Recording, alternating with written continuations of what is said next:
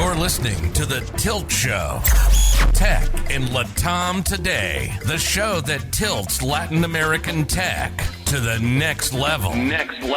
From the hottest startups to established businesses and the most up-to-date tips and tricks that surround all aspects of running and operating a tech business today. Here's your host, Niels Siskens.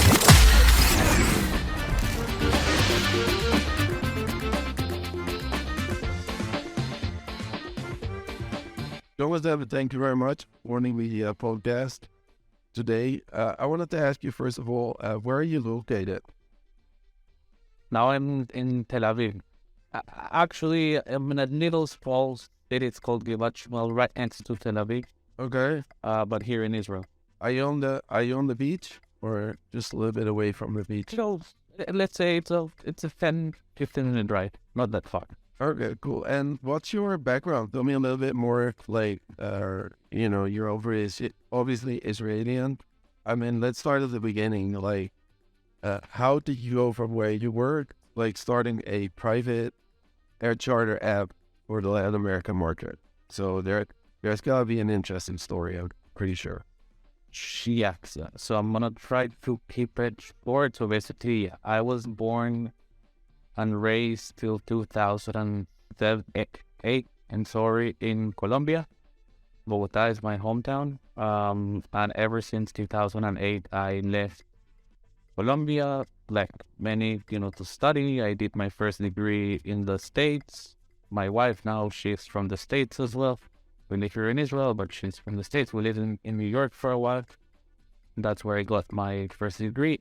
In the middle, I also worked for several Israeli companies in mainly like their insertion within the Latin America, strong focus with Mexico, Colombia, Chile, while my first degree in the States. And then I came 2013 to 14 to make my master's degree here in Tel Aviv University.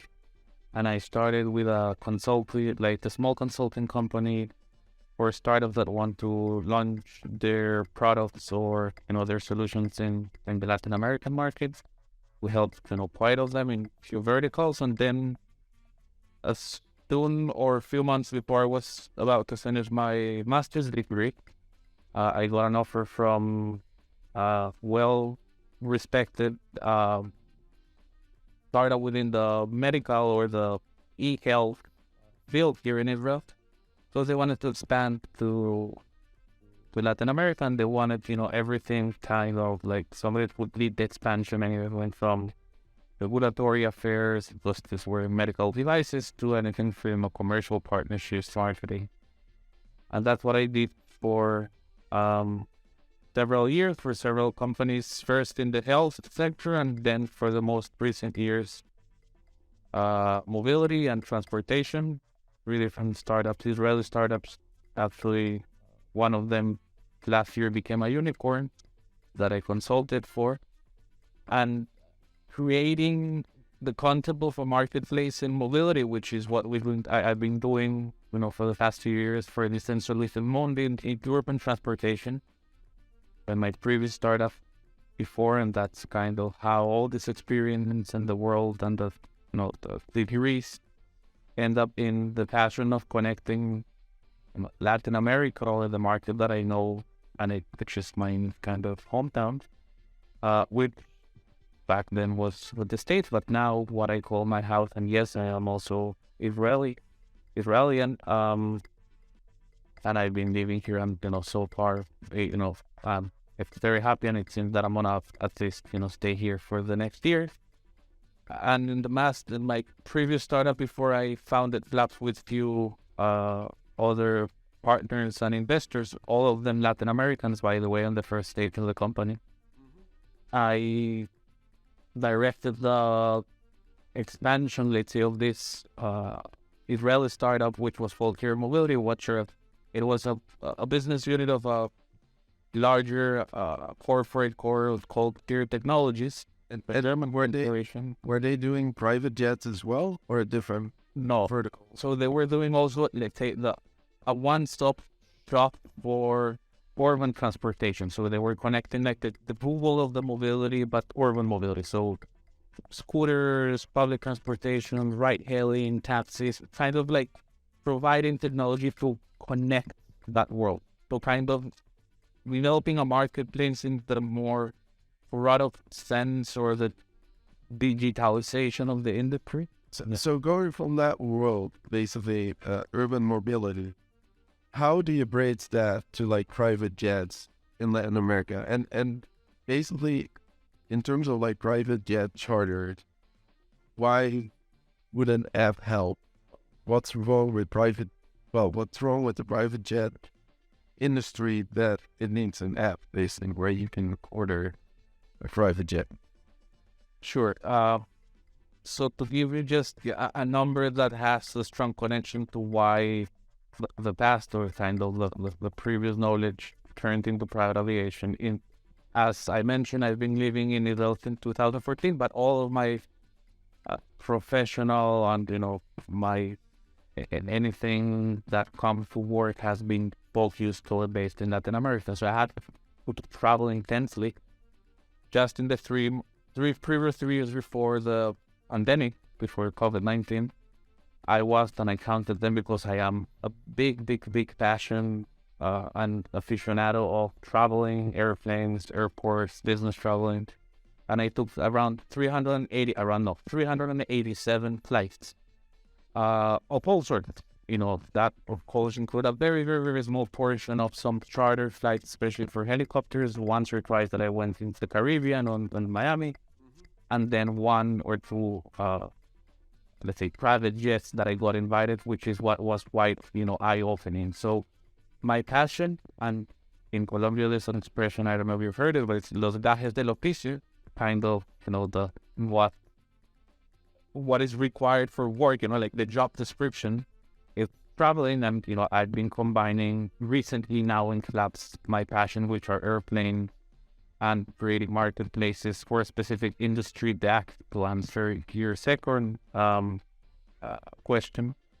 2-3 years ago, if we remember, commercial aviation was completely halted. There was absolutely no flight. And that boosted a lot of what the industry, the private aviation, the charter aviation industry called or identified as, neo users, both corporates or end users for various sorts of reasons, which private aviation was the only option to move around worldwide. It was the only thing available there. But unlike Europe or unlike the US, where you have hundreds of operators, and many of them, or most of them, have digital solutions from apps to websites to booking to agent, Latin America has, and this was the second step that actually created the challenge of what, became plots on a sentence. Private aviation is the largest single transportation vertical in Latin America that has not yet been digitalized whatsoever. There has been no digitalization process in the thousands of planes and hundreds of operators located from Mexico through Chile or Argentina, with, of course, very few exceptions I don't want to see that have been very recent. But it's a very back in the 80s, 90s industry in terms of technology adoption and below. How do current private jet owners sort of market their private jets? Is it on websites, or if I were to be calling my secretary and I wanted to go to, I'm based in Medellin, so let's make up that I wanted to go to some invest for the weekend and enjoy a little bit my life. So if I wanted to get a flight from Friday to Monday morning, would that go with my secretary and she would go look on the internet? What's the process there? We are for that. So let's say before we came into the into the playground, basically that is either you or let's say your assistant or whoever is in the company or in the family, in charge of their travel logistics. You see what anyone or most of the people goes, they go on a Google, basic Google, and they do private charter Medellin. Let's give it up, some basic, Google search. And if you see, and once again, we've been, gaining, strong position there. But if you see the traditional operators themselves, out of the 100% of them, you can see that 20 to 30% have online presence. Most of them do not have any online presence, or very weak and very unfriendly, and nothing that allows you to get in touch with them unless maybe like a generic email, if they have any contact. And there are very few, let's say you can count them, maybe 10 of them that do have, let's say, a website. But none of them within their website have any booking systems. They all work in kind of form. You contact them, and they usually have agents or brokers that they come back to you after X amount of time. In our experience, that X amount of time, and that's what we're solving, can last from several hours to few days. And once again, if you're a corporate traveler or a standard private aviation user, you need that for the next 12 to 24 hours. So for you to get the broker or the agent back in 24, 48, or 72 hours later, it's completely irrelevant. And then you have the spike.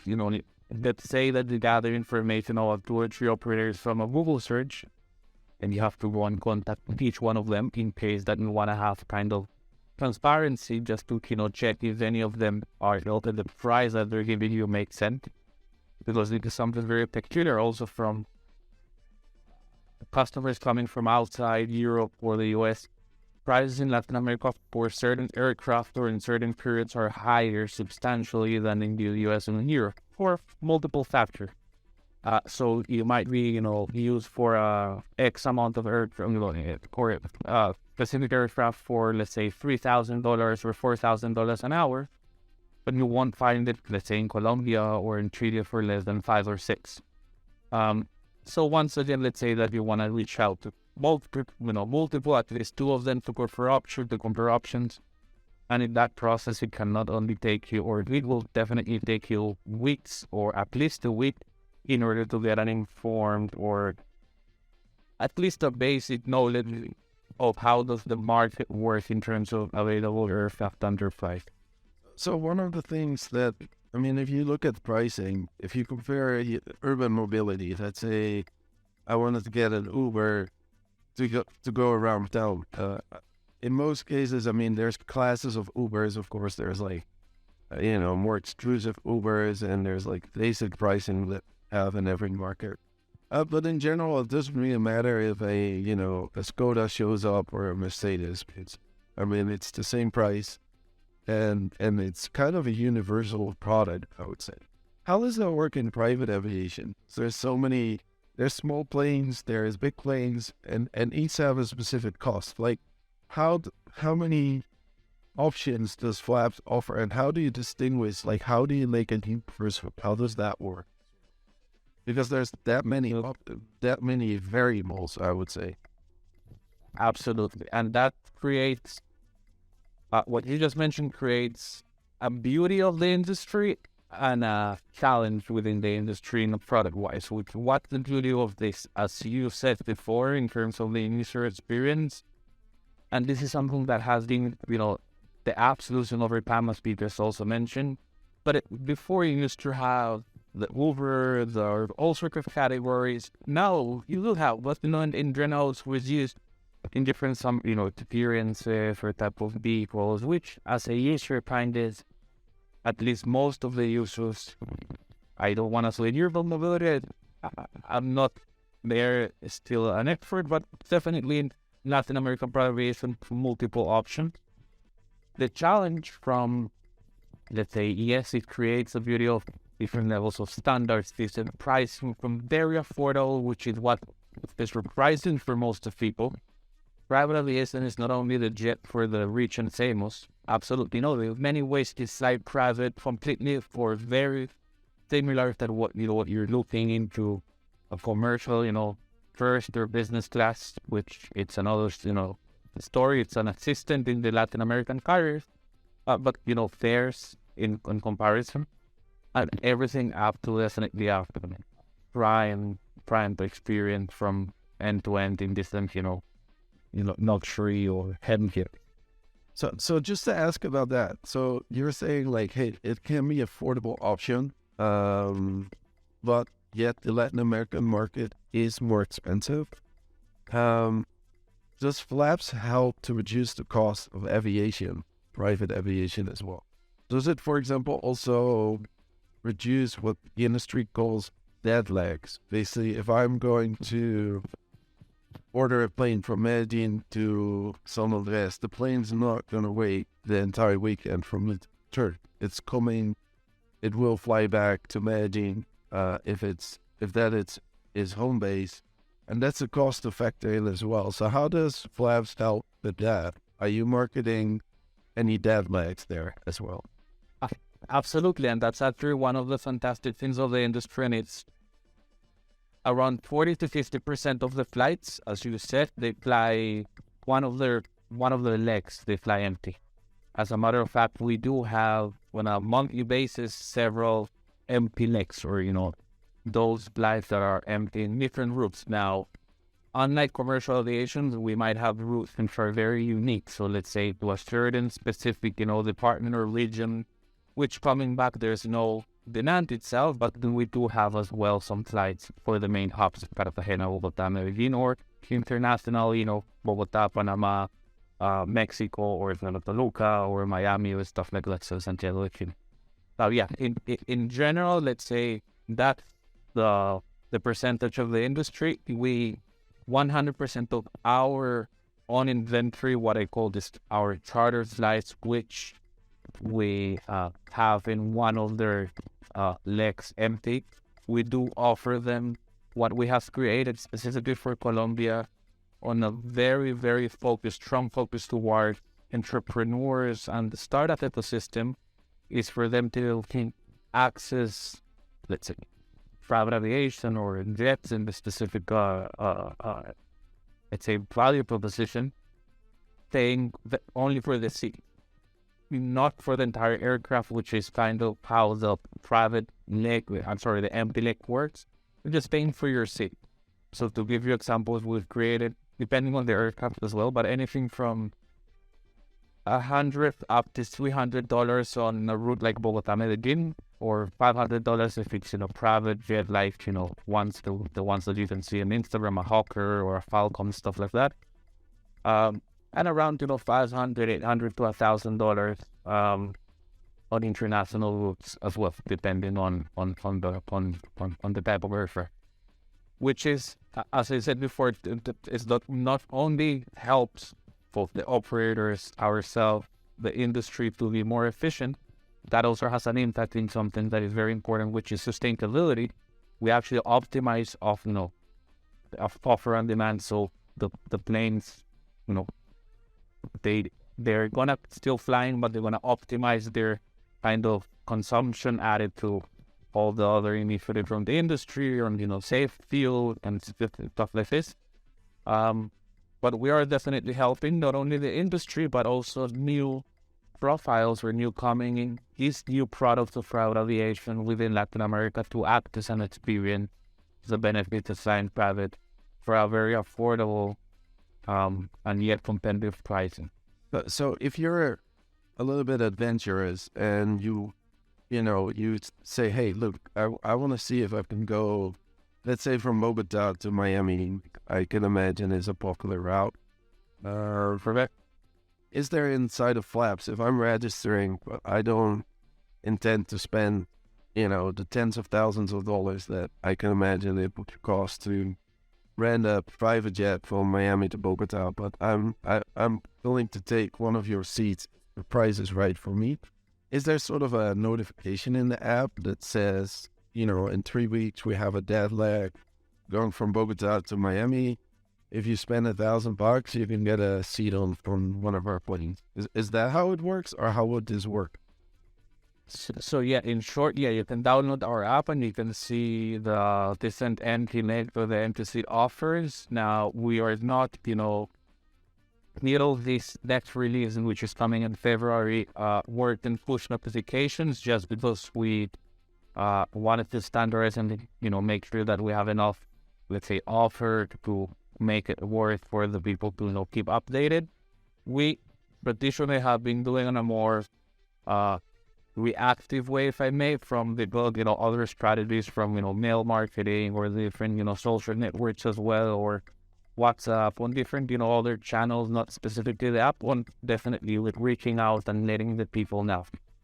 No, not now. All of these mail marketing and social network strategies, this also gonna come together in February with push notifications from the app that it will be, as you said, notified there is this opportunity. Usually it's here, and this is it's very correct, or very what you just said. If you are kind of spontaneous and adventurous in a way, because these last minute deals usually happen, as I said, 12 to 36, maybe 72 hours in kind of an average on both managing on specific aircraft and specific time. You have to be flexible to match your schedule around these deals, and also kind of spontaneous to kind of fly last minute or next day or 2 days after. But we are working, and we are starting February, want to start uploading some opportunities that have 10 to 15 weeks as well in a that. And so, yeah, I mean, these are dead legs basically, but what's the main market for flaps? Is it the dead legs, or is it still the corporate jets rental that is like the main purpose? Or is it a combination of both? What's sort of the percentage between these two? So definitely 98% of our business for the last 2 years has been charter flights, meaning doing the entire aircraft or rents, getting or booking your entire aircraft. And around 2% of our revenue has come from those deals, or from those, let's say, last minute deals. Now it's also very important to take into consideration that on top of the focus, definitely, that yes, we've been focusing on charter aircraft more than the empty leg till this year, which we're basically waiting for the technology, call it, for example, the app, to generate that engagement for the last minute deals, because it's already in stores. You can download it in both stores, and then we can now put an extra focus that gradually, and at least we hope that this year is gonna end 10 to 15% in percentage of what we anticipate we're gonna close in that last minute deals category in the end of 2023. Now, average ticket size of a charter flight, and this once again it's our own metric, because of course it needs to have very expensive flights and very affordable flights, anything in between, but it's around 9,000 from the past 450 flights that we have operated in the past 18 months. It's around $9,500. That's the average ticket price of one transaction, one charter flight. While, as I said before, the average ticket size of empty seat, for example, in a national route, which is what we're basically sold mainly, Bogota, Medellin to Cartagena, and once or twice definitely to Miami, and not because there is not, let's say, the demand for it, but matching the demand to the specific band, the specific aircraft, and once again, that we're not flexible, like if you have your own aircraft with the timing, there's sometimes some things to take into consideration, but adding, definitely there's either dozens or even hundreds of chairs.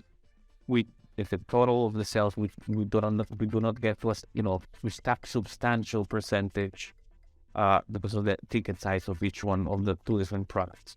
But we're working on changing that. Definitely with one of our vision to democratize the access to private aviation in that way. So, in terms of the app and in terms of the company, where are you standing in terms of funding, and what's your projection for the next 8 months? You were saying, look, we got 450 flights operated.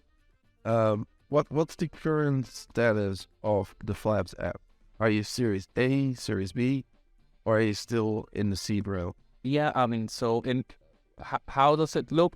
Last year, I mean, it was the year before and early last year, we closed our pre-seed round, which is, basically the only funding that we have taken so far for the growth of the business.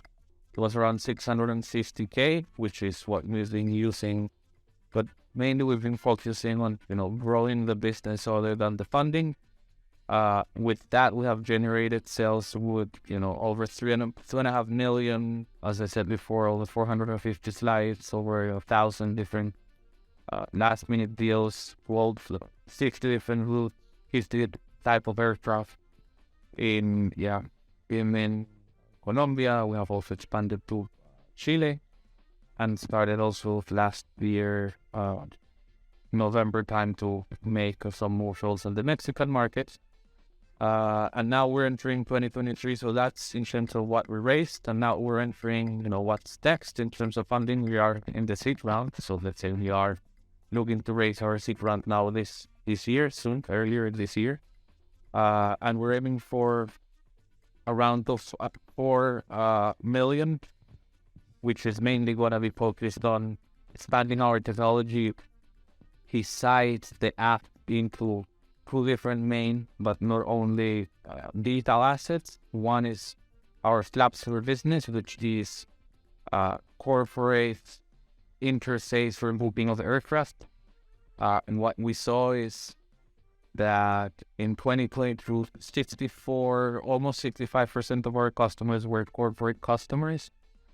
And we want to cater them with also digital solutions for the booking of the aircraft, which is definitely not a B2C app for them. So we want to work in that. And also, we have already some agreements in place with different OTAs and different, booking engines or marketplaces that we want to connect our API being developing into their marketplaces to expose, our fleet and our, inventory of different cities or so.